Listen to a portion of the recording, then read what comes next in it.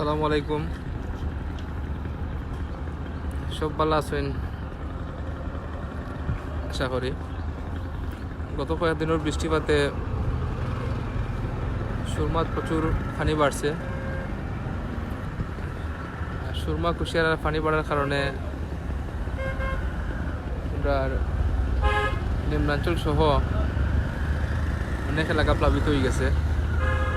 অনেক অভিজাত এলাকাও আছে প্লাবিত হয়েছে। বিশেষ করিয়া উপশহর ডি ব্লক, সি ব্লক সহ বহুত জায়গা বহুতর ঘর বাড়িতে পানি উঠে গেছে। আসলে পাহাড়ি ডল এবং অতি বৃষ্টিপাতের কারণে যদিও বন্যা হইয়া থাকে, তারপরে আমরা সচেতনতার অভাবে আরও অনেক ধরনের সমস্যা সৃষ্টি হয়। বিশেষ করিয়া আমরা পানি যাওয়ার যে রাস্তাগুলা আমরা বন্ধ করিয়ে রাখি দিই। আমরা যে প্রকৃতি প্রদত্ত যে বিল বাদার যেগুলো আছে এগুলো আমরা ধ্বংস করিলাম। আমরা দেখা গেছে অনেক ফসলি জমি বরাট করিয়া হাউজিং প্রকল্প করিয়া আমরা পানির রাস্তা বন্ধ করিলাই, যেটার খেসারত হিসাবে পানির যাওয়ার রাস্তা নাই। দ্যাটস ওয়াই আমরা ঘর বাড়ি প্লাবিত হওয়া শুরু হয়। ড্রেন যেগুলো আছে আমরা সিটি কর্পোরেশনের ড্রেন হোকা, পৌরসভার হোকা, আর আপনার ঘরের ড্রেন হোকা, আপনি ড্রেন দিলা ঠিক, কিন্তু এমন একটা সিস্টেম আপনি করিয়া রাখলা আপনার ঘরের প্যারাসুটের বোতল তাকে দরিয়া স্পিড, হ্যাপি এনার্জি, টাইগার ওগুলার বোতল টুতল ফালাইয়া আপনার শ্যাম্পু বিভিন্ন যেগুলো পচনশীল নাই এগুলো আপনারা ড্রেনও ফালাইয়া এমন একটা অবস্থা সৃষ্টি করা আমরা সবে।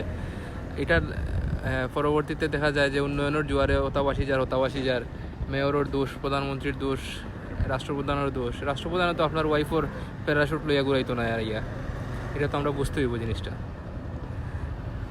আমরা হাওড় অঞ্চলের মানুষের লাগে সবে দোয়া করতাম, সবে যার সাধ্য মতো সহযোগিতার হাত বাড়াইয়া দিতাম, আর আল্লাহর কাছে আমরা মাফ চাইতাম যে প্রাকৃতিক যে দুর্যোগগুলো আছে এগুলো থেকে আল্লাহ আমরা রহম করতা।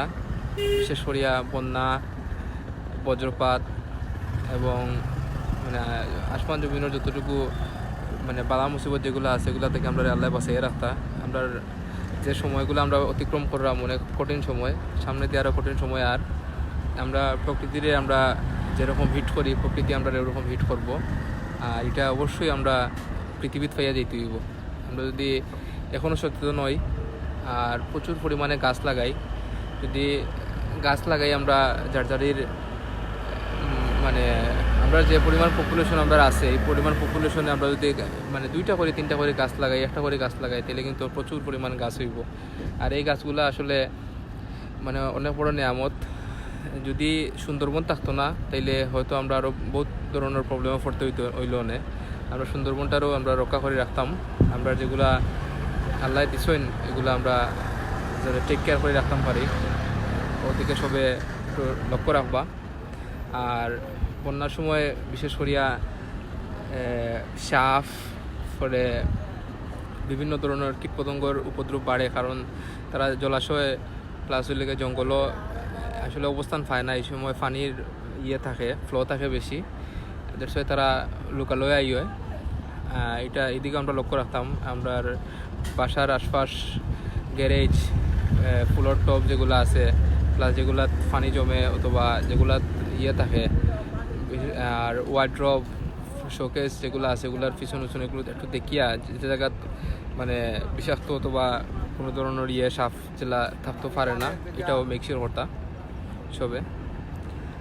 আর সব পালা থাকবা, বিশেষ করে পানি বাহিত রোগ থেকে সব মুক্ত থাকতা। আর সব পালা থাকুক। আল্লাহ হাফেজ, আসসালামু আলাইকুম।